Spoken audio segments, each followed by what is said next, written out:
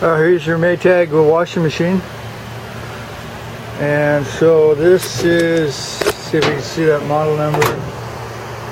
Anyway, it's top load with a belt drive.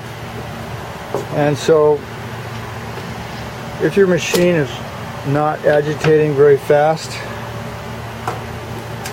it's very likely you need a belt. And this is the normal agitation speed here. The normal agitation speed there. And if your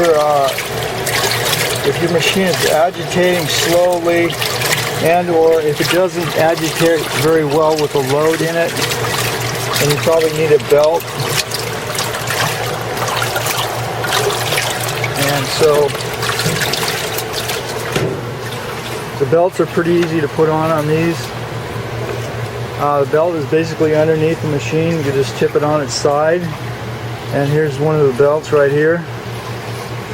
Let's see, this belt looks like a 0252152. And so this is probably a fairly universal belt as far as other models. This says Maytag 353662.